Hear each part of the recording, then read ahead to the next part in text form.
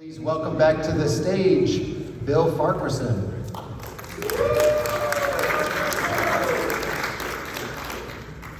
If we're getting started late, it's my fault. I was learning about German politics. we had a great political conversation going on. It was getting deeper and deeper. I was sort of like, oh man, I gotta go. Oh my goodness. All right, well, A, enjoy your nap. B, you will not insult me, I get it.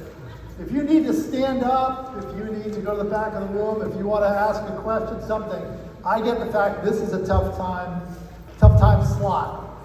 Your body is designed to break down the food that you just put in your body, so that's where it's going to go, and you're going to be fighting to keep your eyes open, so we'll see how good a speaker I am. But no forehead has ever hit the desk. So this next topic is my favorite. I love talking about time management. It really fascinates me that the people who sell the most work the least. Folks that I work with who are in the millions of dollars category, they mow their lawn during the day. The rest of us, that's why they put headlights on the mowers. Because we confuse busy with productive. And this has just been a casual obsession of mine. What are you doing right?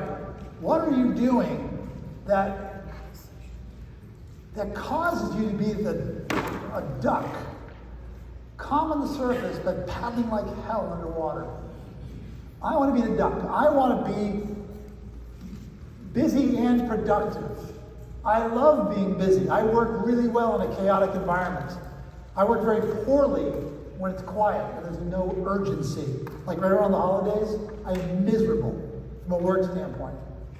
I like it when it's like, okay, do this, all right, get that. Then the phone's ringing and then the bathroom explodes or something and you're like, I'm in my glory. I really am.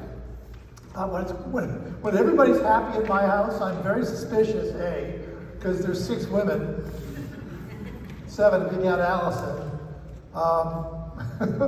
8 if you count my 18-month-old granddaughter. You know, they say the second year you're seeing the personality for the future. When my daughter said, "Dad, I'm having a girl," I said, "Careful what you wish for, kid," because I know a little bit about that subject. But she's a sweetie. So mastering time management.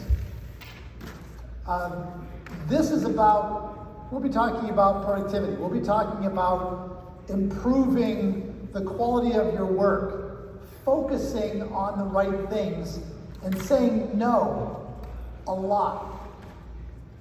There's a book called Essentialism by Greg McKeown. I highly recommend. The byline of the book is The Disciplined Pursuit of Less.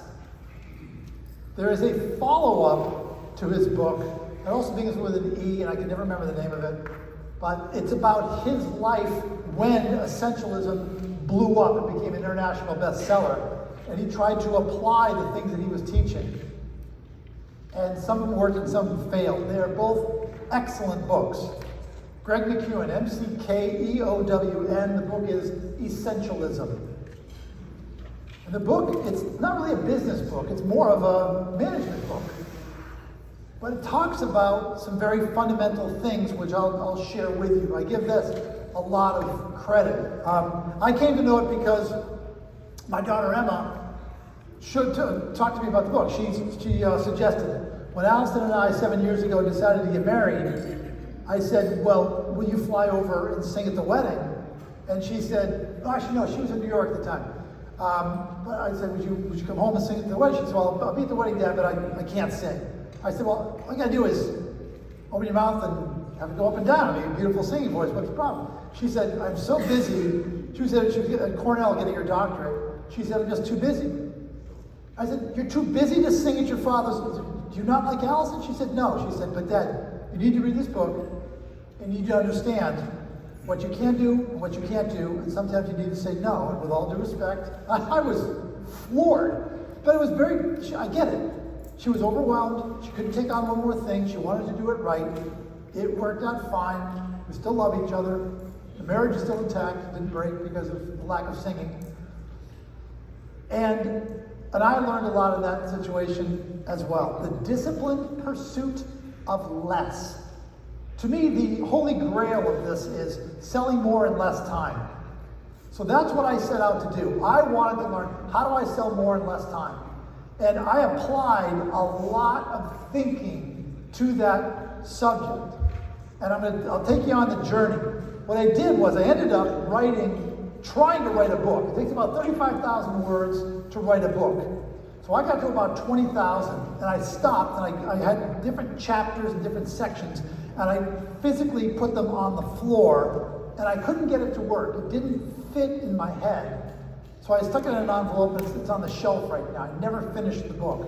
Maybe I will, but it didn't feel right, so I couldn't put it out. But I did learn an awful lot. So, right now in your life, why is a productive day the exception and not the rule? When something happens, when you finish a day and you say, wow, that was great, everything went to plan. What was it about the productive day that made it productive? Give me one thing. Deadlines. Very important clue there. Deadlines, accountability. Why did you get it done? Because I had to. So I mentioned my daughter Madeline, and forgive me, I told the story last year, but it's just too good. You couldn't make this up. Madeline, she was the one that got the scholarship from NYU Shanghai. So she's going to NYU London, and she meets a boy, Oliver James Taylor, now my son-in-law. So she calls me and she says, Dad, I really want you to come to England and meet Ollie. She'd never asked me to do this before. So I said, fine. So I fly to England, and the interesting thing was, the plane left at 8 o'clock in the morning on a Thursday.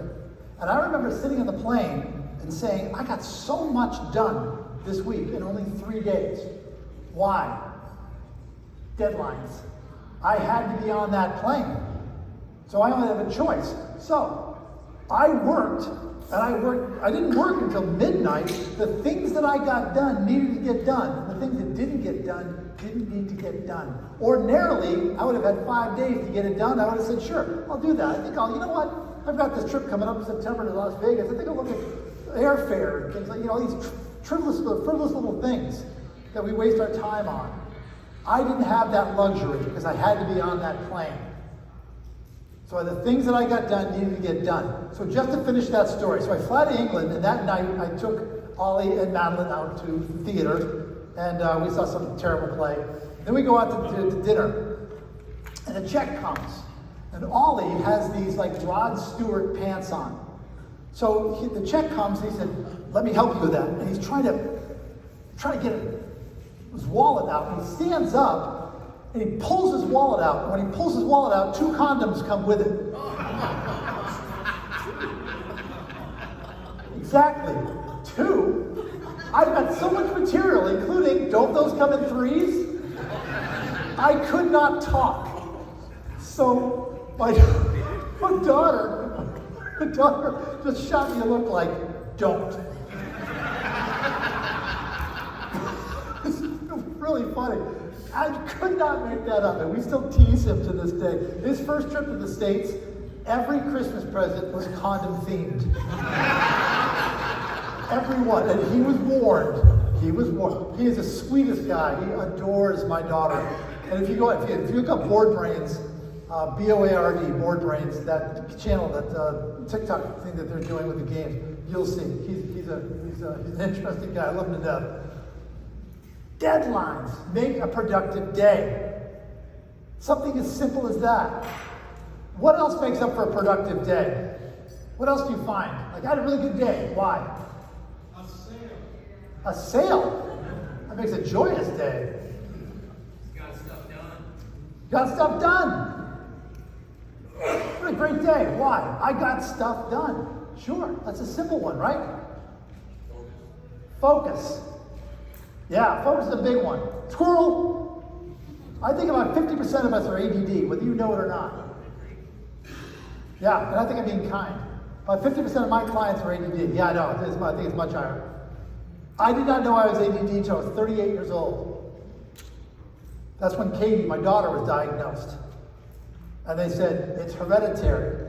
And my now ex-wife looked at me and said, well, that explains a lot. You don't know. You don't know what you don't know, right? I did not know that not all of us have this. This is ADD. There is something going on. I can see this through my peripheral vision. And I went through depression, and they gave me some medicine that I'm still on because when I took it, my ADD went like this. And it was very much like the very first time you put on a pair of glasses. Do you remember that? You put on a pair of glasses, and you don't know that you can't see right because this is your normal. You put on glasses, and you're like, oh my God, this is what the rest of you see? You have to kid me. That's ADD. That is when you fix ADD. If you think you're ADD, if you know someone who is ADD, read the book Driven to Distraction. Driven to Distraction was written by Edward Hallowell. Edward Hallowell was at Harvard, and he is a psychotherapist or something, but he wrote this book. You will swear that he sat next to you, observed you, and then wrote the book. Everybody I know of says the same thing. This is about adult ADD. Driven to Distraction. Highly recommend. The biggest part of a productive day is preparation. I love it when someone says to me, you made that look easy, because I know how hard I worked to make it look easy. Working hard to make something easy, that's preparation. So I follow very strict rules. I must say, I don't like that I do this. I would love to just kind of flow with the wind. I can't. Like my mom used to say, Billy, you lead an interesting life. I have a lot going on with the family and the responsibilities and the fact that I do the cooking and the shopping because I choose to. Everything that's going on, I have to plan. I can't just say, well, let's wing dinner because then you've got angry people living with you. Actually, I already have angry people living with me. But that's what makes up that productive day. The next time you have a really productive day, stop and ask why. What happened? What did I do right? This is a productive selling day to me. It starts with a plan. I have identified my priorities and I get them done first. Remember I spoke this morning about doing one thing first thing? That's part of it. I set aside, I look at one thing on my task list. It's usually the thing that I really don't want to do. For example, when I get home, I will have to fill out an expense report to bill Dan and Jeannie. I hate doing that. I just hate it. Oh, I've got to get this receipt and that receipt. And I'll put it off and put it off and put it off. But I do one thing first thing, I get it out of the way. When things fall apart, you get back on track. There's a question that you should ask yourself to self-check that you are doing the right thing. It's very simple. What is the best use of my time right now? That's a great question to ask. There's another version of it. If you're busy with something, stop and say, is this really the best use of my time right now? And if it's not, then stop and go do something else. That doesn't mean that you shouldn't be out for a walk. That doesn't mean that's work, work, work. Not at all. We got recess as a kid for a reason. It was to take that break. And sometimes taking a break and playing a game of solitaire on my cell phone is the best use of my time. I probably played at least 1,000 games of solitaire on my cell phone. Maybe cribbage is my other one. It's a timeout to give a break and then to move on. That could be it too. There's my key question. Productive day is also saying no to bad fit opportunities. The things that you say, what am I doing this for? What? This is not a good customer, or it's just something I can stop. It was like that trip to England. Why did I get the right things done? Because I didn't have a lot of time. And then the last thing I do is I plan tomorrow. This is my number one sales management tip. Never leave today without having tomorrow planned. If you download the book, I think it's number 2 on the sales tips. Never leave today without having tomorrow planned. You should be thinking ahead a lot. You should be thinking about the day ahead, the week ahead, the month ahead. Where am I in the selling cycle? Where am I in the calendar year? All of this preparation will help you to have that productive day. It's a Time management is a living, breathing thing. It's in motion. I could sit next to you. I could get you super organized. And the minute I left, everything would change. You know, suddenly your 4-year-old grandson throws up in your car, like mine did about a month ago. That threw my day off just a smidge. How do you hose down an electric car? And by the way, if you have an electric car, this is what you need to know. You have an electric car? Okay. This is what I learned about my electric car.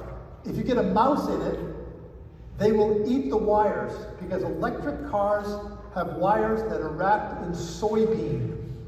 So when you plug in an electric car, it heats up. It heats up. It's nice and warm.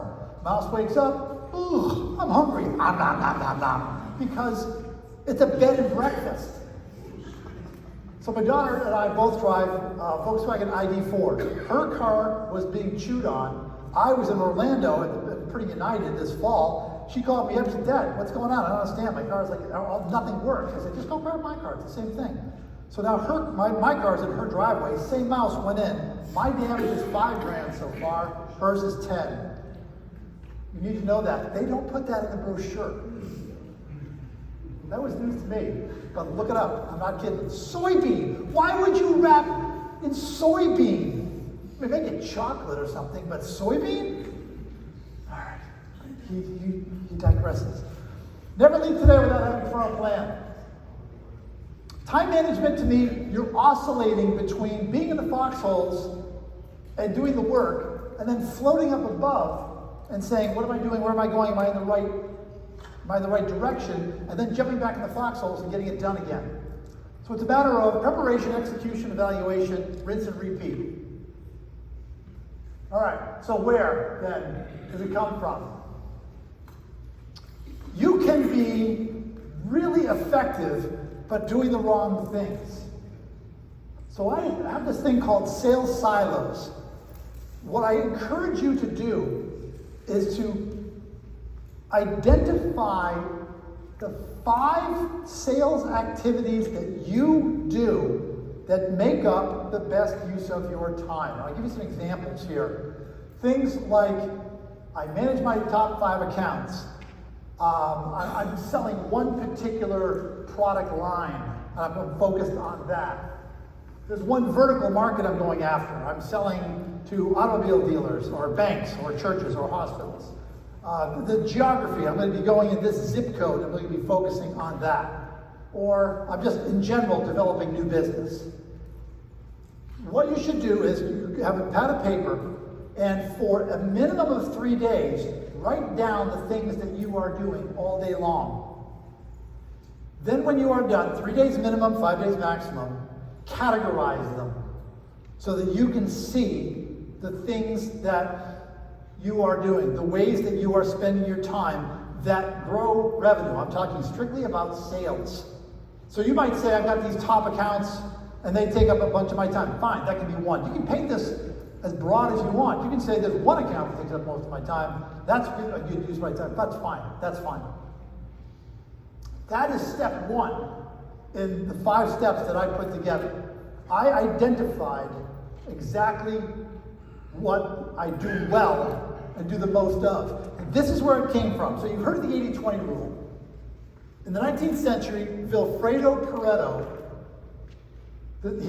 he recognized the fact that 80% of Italy was owned by 20% of its citizens, thus became known as the 80-20 rule. A business consultant named John Duran looked at it and said, 80% of your business comes from 20% of your customers.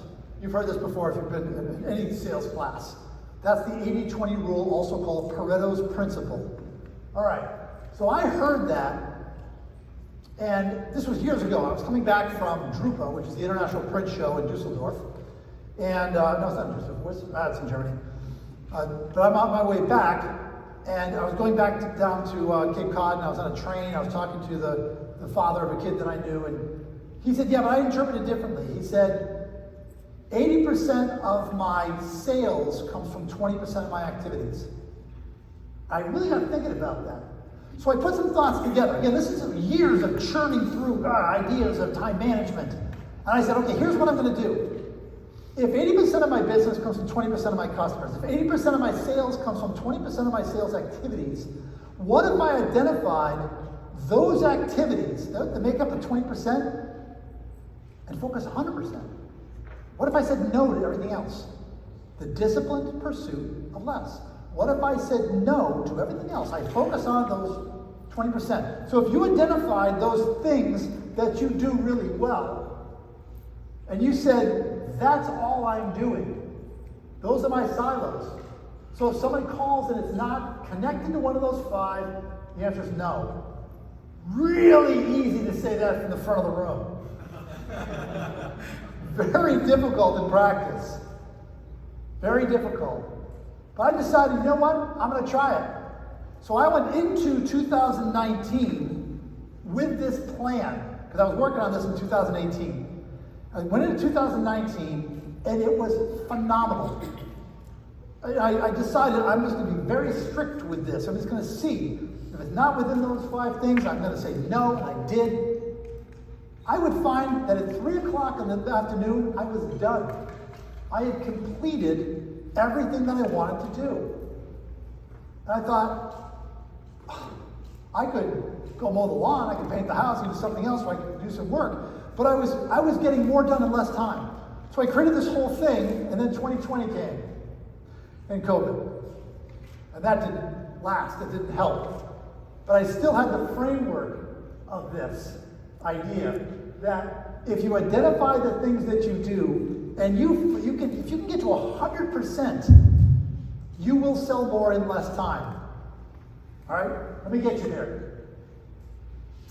Let me get you there. So,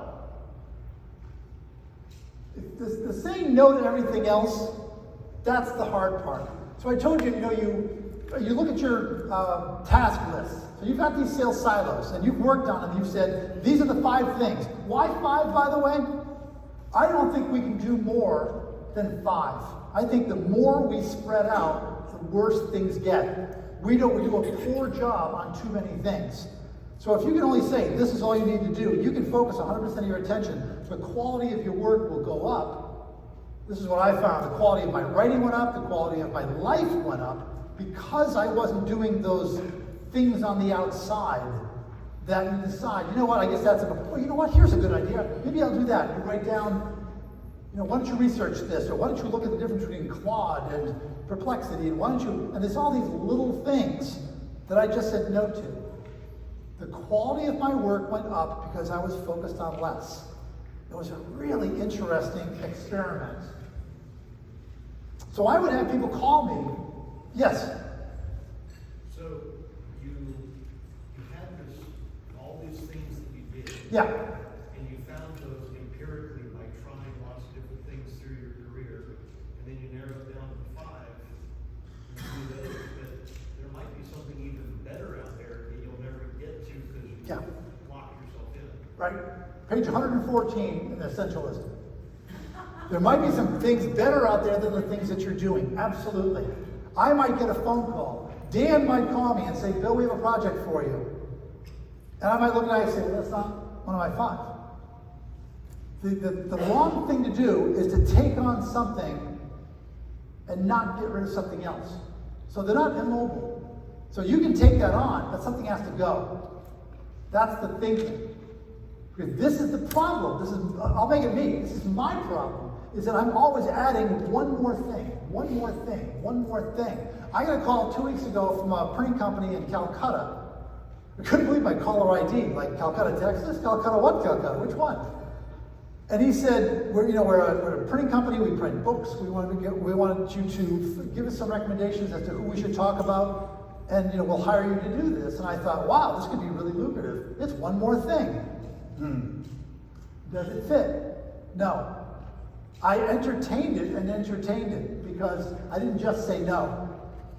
But he makes a good point. There might be something else out there. So it's not an automatic no. But Essentialism does, I think page 111, 114, right in there, it does talk about what you should do, and I will cover that. What you should do when another opportunity comes up. So you're not blind to everything else, you're just focusing on certain things. So things would come up, and it might be someone saying, I've got, in your world, it might be someone saying, I need this sign, and you look at it, you say, it's only a $100 sign, or it's a $200 sign. Remember Miracle on 34th Street, the kid that was sitting on Santa's lap? And the kid said, I really want that red wagon. And the mother's like, Macy's doesn't have it. He said, sure, it'll be there. It's at Gimbel's. And the mother can't believe that Santa Claus would send, a Macy's Santa Claus would send a kid to Gimbel's. That's the Miracle on 34th Street sale. That's when you say, this isn't us. But let me give you the name of the place where you can go and get this. And it's a competitor. Come back to us for this, this, and this. This comes back in spades. That is authenticity, that is honesty by doing that. And all you have done is you've just said, this is what's right for you. This is in your best interest. So you're not taking a blatant no. You're saying, not me, but here's where you should go. So say no to everything else that's not outside those 5 things. So the next thing I did was, I looked, now that I got my 5, I looked at my task list, and everything that was on my task list that did not line up with one of my 5 sales silos, I threw out. It was really, really hard to do. What I did was I took it and I stuck it in an envelope. Because I would write down, my task list is handwritten. And I folded it up and I sealed the envelope and I wrote a date on it 1 week from today. My promise was, if a week goes by and I don't open it, I throw the envelope out without looking. Because otherwise you just open it up and go, oh, that's right, that was a good thing. This is the first hard thing. Things that you put in your task list, something to do that doesn't line up, throwing those away, very difficult. If you can do it, good on you. Congratulations. Hard to do, but important to do, because now if you take those 5 things and you have more energy and more creativity and a higher quality, the company's going to grow. All right, so we are in the yes business, and I want you to change that a little bit, a lot of it, to focus on those sales silos. Make sure you have the right silos. It's okay to change them. But this is why I want you to spend 3 to 5 days writing down exactly what you do. So you might have some things in your life that you need to say no to. It might not be customer facing. It might be, why do I have my hands in this part of my company, and this part of my company, and this part of my company? It could very well be that as well. All right, so preparation is the key to time management. My time management starts with next week. I am already thinking about next week, this week. That's where it begins. All right, so right now, if I had your calendar up here, you probably have some appointments. You might have a doctor's appointment. You might have a parent-teacher meeting. You've got some things that are fixed. Okay, that's where it starts. I have a trip on Monday, I have another one on Thursday. I'm thinking this week about what else I can do in that area. On Thursday, I'm going to be driving up to Portland, Maine, which is only an hour and a half north of us. But I'll be driving up to Portland, Maine. And I'm thinking, what can I do on the way? Who can I call? Who can I talk to? Someone calls and says, hey, Bill, he said, can I pick your brain? Great. I might say, call me during that time slot. I've got windshield time. That's a good use of my time. If that works for you, great. But you're planning ahead. You're thinking about maximizing, building around the appointment. Now, I'll give you a very good example of this, but you're building around your knowns. So, let's look at a couple scenarios. You have a 10 o'clock appointment. You go from your home to the office to the 10 o'clock appointment. Then you go back to the office. You've been away for a couple of hours, you've seen one person. This is very typical. This is what we do, and that's if you don't get anywhere in traffic.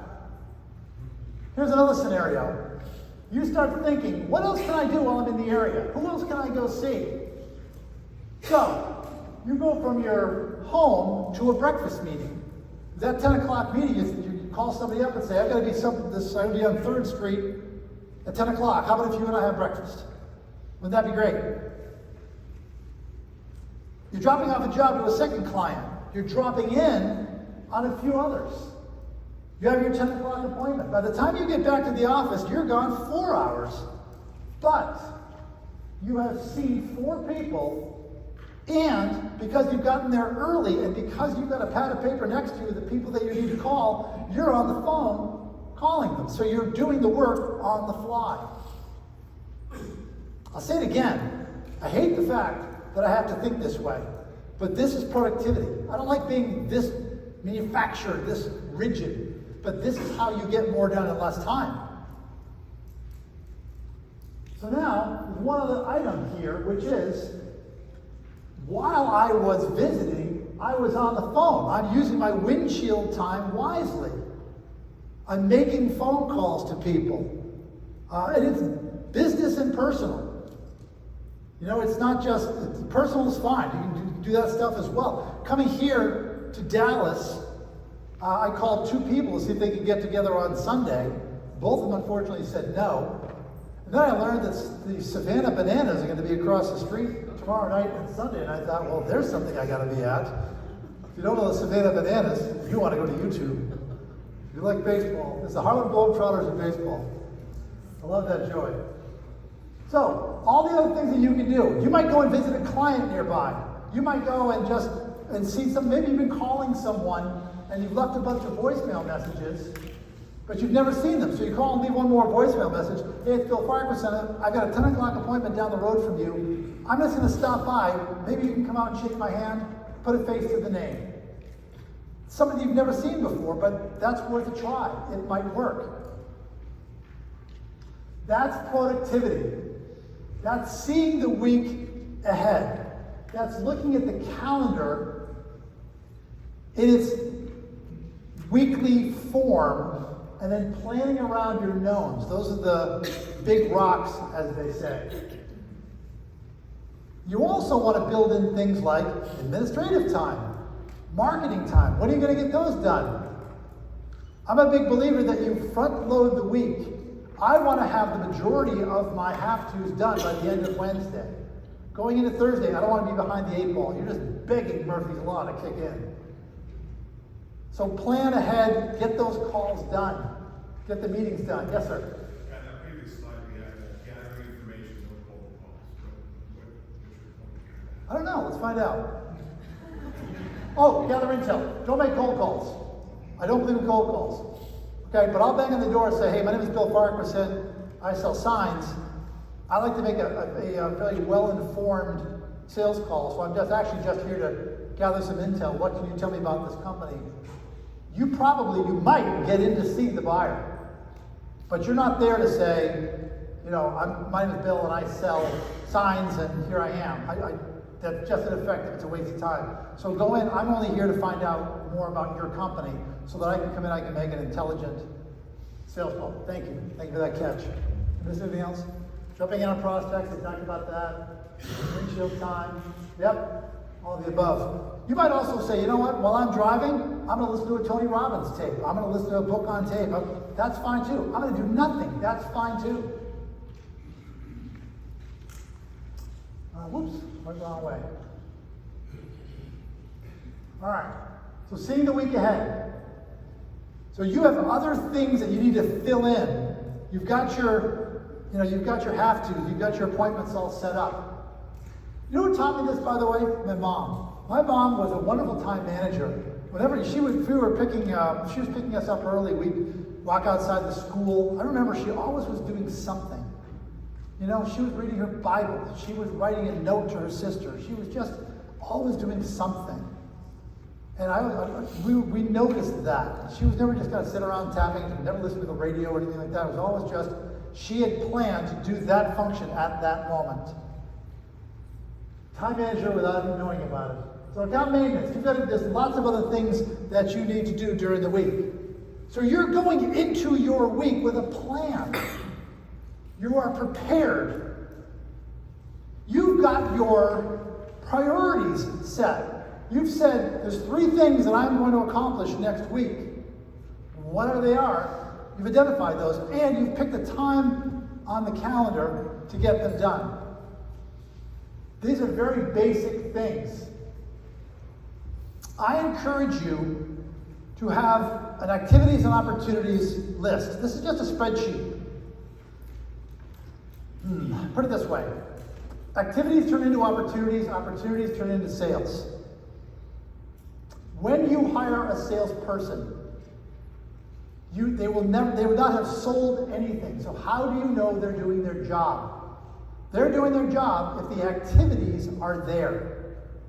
If they're doing the right activities, then opportunities will come from those activities, and sales will come from the opportunities.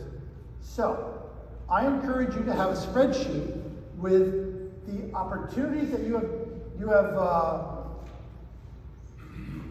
discovered, identified is the word, and this is where your business is going to come from. So it might be RFQ, might be a request for quote coming up, a bid. It might be that you've got a meeting with a client. These are the active projects that you have. The reason I like this, two things I like about this, is in an instant I can look at my opportunities list and say, I have enough going on to reach my revenue goals. The other thing the other reason I like having this for is I'm terrified of dropping the ball. I'm terrified of having somebody call me and say, I was waiting for you to send this document. I hate that. So I write everything down on this spreadsheet. It's a simple tool that will help you with a lot of different things. So now you can look at that opportunities list, because I have alarms that go off twice a week that remind me to go and look at that. Like I have a client up in Toronto, they're called the Marketing Kitchen, very cool company. And so they're run by a woman by the name of Audrey Jameson, and Audrey said, give me a call in 3 weeks, boom, boom, boom. So that's gonna go out 3 weeks. And that's part of my plan. Now I'm looking at my weekly plan saying, oh, that's right, I have to call Audrey or send an email or do something that date. So I'm moving the ball a little bit further. This is it's a very simple little hack that has kept me informed of, do I have enough going on? These projects, I'm sure you're the same way. Sales goes like this. You're either in a trough or you're on top of the world. But as soon as things start to shift, if you don't have anything to back it up, you're down here. And man, this is awful. This is, what am I thinking? I'm going out of business. And then it picks up again. It always does. But I still go through this. Everything that happens to you in sales is going to happen to you again, and again, and again, and again. By having an opportunities list, when you're up here, you're able to say, whoa, I better get going. I better start beating the bushes. This was me at the end of the year. I had a phenomenal last year. There was massive amounts of speaking gigs like this, and a lot of people joined the sales ball. We knocked over a big fish, a big franchise group, gave us all of their franchisees. It was an extraordinary year. And it kept me so busy that I didn't backfill. So this opportunities list then has given me that discipline to say, you need to pick it up before I hit bottom. Being in the doldrums like this, if you're in sales, you know exactly what I'm talking about. The phone is not ringing, clients are canceling, you're not winning bids. It's like a body blow after body blow after body blow. And what you have to realize is it's finite. And you can sell your way out of it. So what do? You do the activities that lead to the opportunities that lead to the sales. What are the opportunities? The 4 keys to sales success. Make a high-value, well-researched sales call, applying a process with diligence. If you do those 4 things, you will succeed. High-value, well-researched sales call, right target market, process, diligence, over and over and over. And those are the things that lead to sales. So I'm connecting a lot of dots here. On my spreadsheet, the first column, I have the company that I'm working with. Every other column after that is week of March 2nd, week of March 9th, week of March 16th, etc. And this allows me just to leapfrog my activities.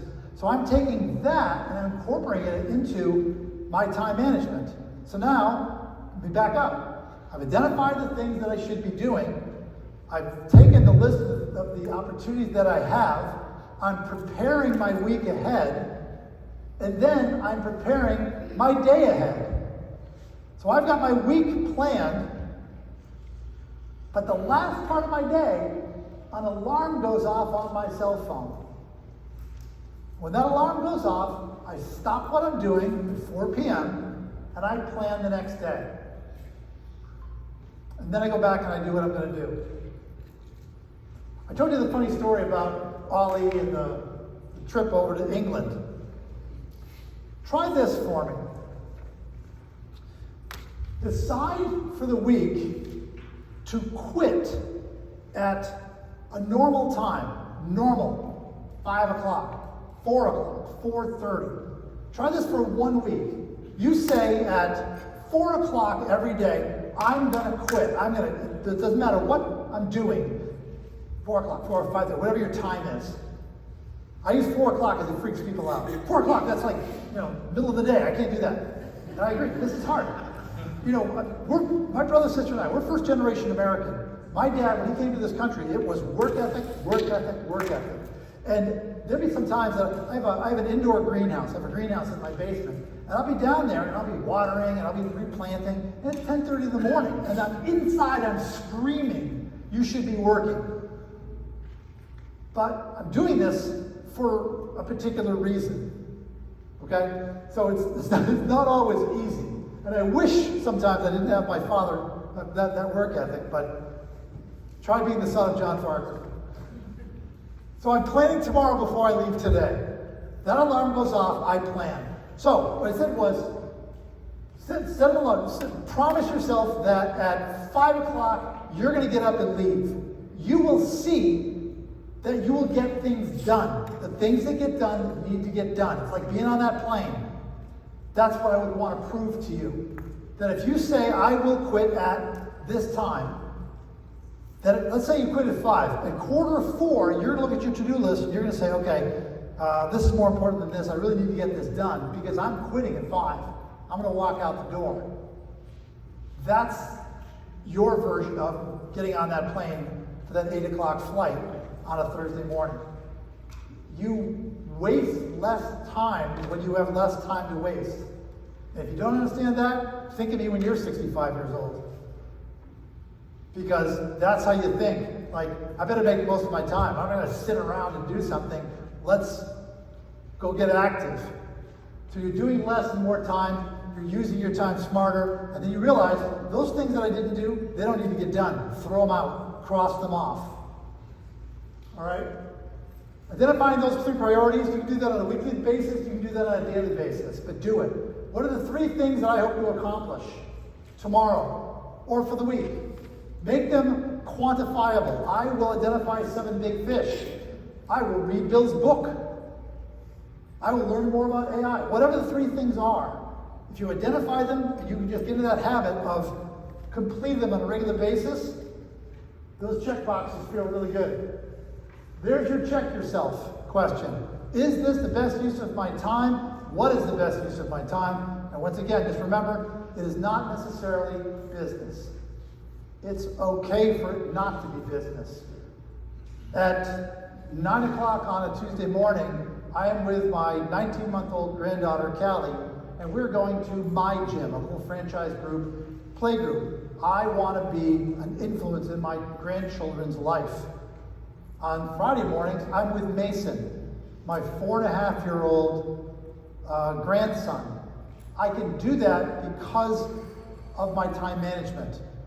Is it costing me money? Probably. I don't care. Those things are very important to me. I want to be the grandfather that I didn't have. I wanted to be the father that I wish I had. And you can do those things and get your work done. It's a priority thing in there. But, so sometimes, the best use of my time on Tuesday morning at 9 o'clock is to be with Callie. On Fridays is to be with Mason. Mason, by the way, it's a great idea for a little kid. One of my clients gave me a great idea. She said, Mason's at the why stage. Why? So get him a why book. Every time he says something, write it down, then go to the library and look it up. So we've been doing this. So last week, he said, why do we need 2 eyes? Think about that one. Could you explain that to an adult? All right, try explaining peripheral vision and hunting and all these other things, and then try to go look it up. Nobody writes a book on that. So I decided, So I decided, I said, Mason, I said, I'm explaining this, and Katie's here, my daughter. So I said, Mason, put your hand over one eye. It was like this. I said, you see how you can't see over here? Well, maybe you could get attacked from here. This is kind of a blind spot. Mason goes,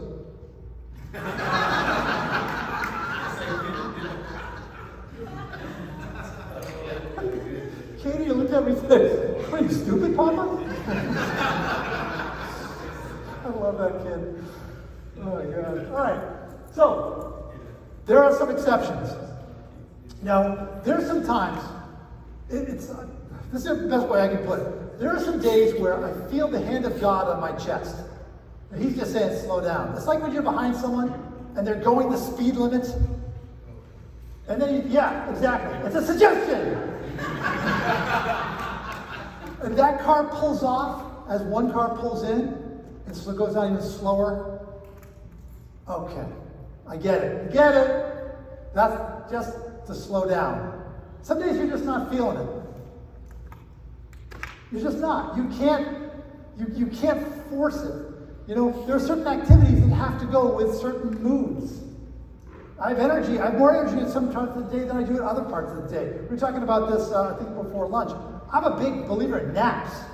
Oh, man, hit the reset button. Naps are the best. 10 minutes, bam, you are fresh again. But I know that if I'm going to do something creative, I better do it in the morning. Because the afternoon, I'm probably tired, or I've got something else going on, or it's just not the best use of my time. So once again, a lot going on with time management, constantly in motion. But go for productivity. There is no perfect. Brian Tracy wrote a terrible book called Eat That Frog. And the only good part of that book was this: you will never catch up. Ever. Don't make that your goal. I just saved you $10. Oh, it's a terrible book. But that's a great point. You never catch up. You're never going to say, boom, everything off my task list is done. It doesn't happen. So set yourself up for success. Go into the day with a plan. Go into the week with a plan. This is the time of year where my wife Allison and I work 7 days a week so that we don't have to in July. January, February, March, we are flat out. We work very hard this time of year. We earn that, hey, Bill, do you want to go play 18 on a Tuesday afternoon? You earn that in January. So we look at the calendar year and we act differently at different times of year. That's a factor as well. So the goal is not productivity. The goal is not perfection, it's productivity. I will look back on my week and I will say, what do I wish I had done better? What did I do right? What did I do wrong? What worked? What didn't work? Where do I need improvement? And do I need some accountability? Big fan of accountability. My sales coach, I speak with my sales coach once a week, and I go plan into that meeting with, here's what I'm going to do next week. It's very effective because, and remember this, if you ever hire a salesperson, if you know that you have a meeting 8 o'clock Monday morning with somebody who's holding you accountable, and the goal is to have 3 things identified that you're going to do that week, you have to stop and think, what are those 3 things? And that's the value of that. It's not actually the accountability. Nobody can force me to do something because my name goes on the front of the check, not the back of the check. But I don't want to let somebody down. They're my accountability buddy. So yes, I will put some thought into it and say, okay, here are the 3 things. That's the value of having an accountability buddy. This is the goal. Work hard to make it look easy. Be that duck, calm on the surface, paddling like hell underneath. This is a discipline. It is something that, it's a groove that you get into. My number 1 rule, never leave today without having tomorrow planned. If you get nothing else out of this presentation, that's all you do, is to stop at the end of the day. Set that alarm for 4 o'clock. Stop at the end of the day and plan tomorrow. You will improve your time management. You will improve your productivity. If you start thinking about next week, this week, that will improve your productivity. It's all about preparation. Okay? Then, as you are going through your day, Make certain that you are doing the right things. Stop and say, is this the best use of my time? If it's not, then stop and do something else. Make that hard stop and move on. There's a lot that's, if you haven't downloaded the book, there's a lot of time management content in there. As I say, I'm fascinated with it. I think it's amazing. I've already got my trip planned home on the plane. So I already know what I'm doing on the plane. I can tell you what I'm doing next week. I can tell you what I'm doing in Maine on Thursday. And by the way, Thursday, the reason we're going to Maine is we're going to go see Jim Gaffigan in Portland. My gift to my wife last year was comedians. So I gave her John Mulaney, Nate Bargatze, Mike Birbiglia, Fred Armisen, Nick Kroll, and Jim Gaffigan. So this is the last one. But still, it's like, okay, what can I do on the way? It's a knee-jerk reaction. It's an impulse that keeps me productive. The best use of my time coming up next is going to be a nap after 3 of these presentations. So, questions? Something you got going on in your mind? I've thrown a lot of information at you today. Yes? I struggle with identifying what's more of a priority than something else. How to identify my priorities. How to identify your priorities? Everything's a priority. Okay. How do you feel about identifying? Besides deadlines, obvious. If there's not a deadline in mind. How do you identify what is the priority? You're right, if there's no deadline. Okay, this is what comes to mind. If everything seems equal, do the thing you want to do. What's your passion? Do the thing that matches the energy. I have energy for that right now. So if one of your to-dos is, I need to write a marketing piece, and you've got the energy for it, you've got the idea, then that's the most important thing you should do. That's I've never been asked that question before, answer. I have Trust trust issues. issues. I can't trust, my important jobs with other people trying to solve. I can't, Because I just can't. okay. I have trust issues I can't delegate to someone else and take it off of my, so that too is a baby steps type of thing. I'm going to give you something to do. Here are my expectations. Let's meet again. All right? Because that person needs to build the trust as well. But yes, most of that is on you. All right, but communication. Okay? Saying to someone, if they didn't meet your goals, didn't meet your expectations, then explain. Okay? It is in your best interest to get rid of that stuff. It's just going to take you some time to develop that so that they can do it. They might also come back and say, this is the way I do it, and you have to let that part go. That too is an acquired skill, that trust thing. Yeah, it's like having your kid mow the lawn. you come home and go, really?